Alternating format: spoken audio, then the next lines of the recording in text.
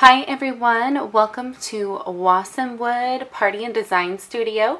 Today we're going to review the basic wedding invitation or party invitation, whatever you are celebrating. Congratulations. So, what we have available on our store is an option to do a digital download of a basic wedding invitation. And what you provide is your name and then the details of your event, and we upload and update the file and email it to you, and you're able to print it off at home and have it be a great do-it-yourself project.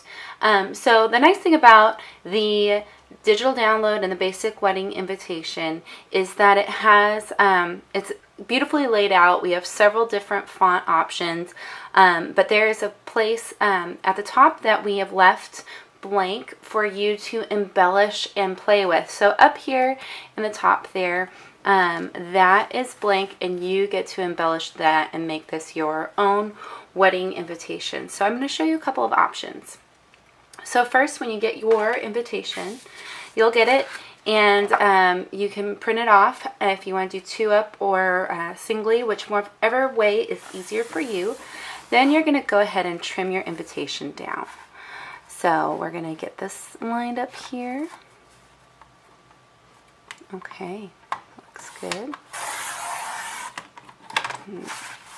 Not going to be super specific since this is a quick demonstration.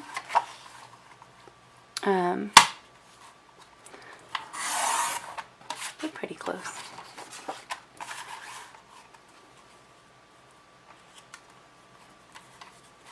So our basic invitations we have sized to be the traditional 5x7 invitation. It's a standard invitation size, and it just allows enough room for you to put all your information on there. So there we go. We've got it trimmed down. And that one, what we did there is use just a basic white cardstock. I've also, this one is printed with blue ink. That's another option, that if you have a specific color that you'd like to see on your invitation, we can update that as well. Here is a cream cardstock, a little heavier cotton weight paper. Then the ink that we did was a gray, which is beautiful. Other ways to embellish is just thinking about the different paper options that are available to you, and then what you want to do and say with your invitation. Maybe you're going for something a little more rustic and want to find a good craft paper. Maybe you want to use the craft or a colored cardstock as your background, and maybe you want to print on vellum and mount it on a vellum. And vellum's, see-through. It's beautiful doing tone on tone, or like a cream on a cream. Just creates a nice soft look. So lots of different options in terms of printing and paper stock that you may want to consider when it comes to your wedding. Then the thing that we can talk about today is this top space, what to do with it, how to make this invitation your own. And I have several options. The first that we'll start with is belly bands or a paper sash that coordinates with your wedding colors. But that simply, all you have to do there is find a decorative paper that you like, and you'll flip it over. This was cut from an 8.5 by 11 long ways, and it gives you enough perfectly there. And I would suggest using a piece of double stick and tape on the back and having it sealed on the back, and then you have a nice smooth seamless invitation on the front. The other thing you could do is that if you had multiple cards and you wanted a way to keep them all together, don't stick this part down to the paper, just stick the sash onto itself, and you can slide those additional cards behind here on the back if you wanted to do that. So that's one option, is the paper sash. Next would be a ribbon. So same concept, find a ribbon that you like, and there you go. You have a beautiful embellishment, super simple. Just a little bit of double stick tape on the back. and lots of different options. Let's say you're going for a vintage, maybe more rustic look. You could find pieces of lace would be beautiful. You know, very popular right now is the baker's twine, and they come in so many different colors and thicknesses. That's something you might want to pay attention to. Maybe you don't want your baker's twine is thick, so you'll want to consider the ply that you're ordering. And sometimes the thinner ply is nicer because it makes a cleaner knot. It's easier to tie. The thicker stuff the knot might get a little bit big, but it's up to you, whatever you're kind of looking for your event.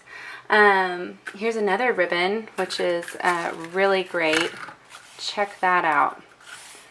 So gold glitter, I know that's a really popular, but it's and it's trendy, but I kind of hope it's a trend that sticks around because I just think that that's pretty fabulous. Looks really good.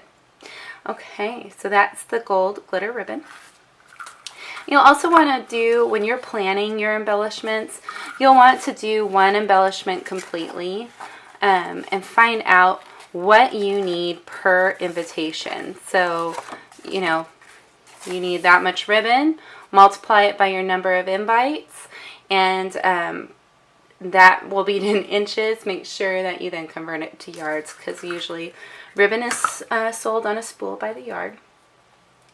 And another fun and trendy item right now is washi tape, and it comes in so many fun patterns, but again, same concept right up there at the top. And you know, that you could just trim. You don't even have to wrap it all the way around. You could just put it down and snip the sides with a pair of scissors.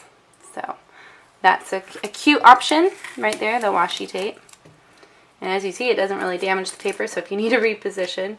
Again, here's another gold tape that I found. This one, unlike the ribbon, you could just do it on the front again and just trim the sides. And last, what I'd like to talk about is the possibility of a motif. Couple ways you can do this.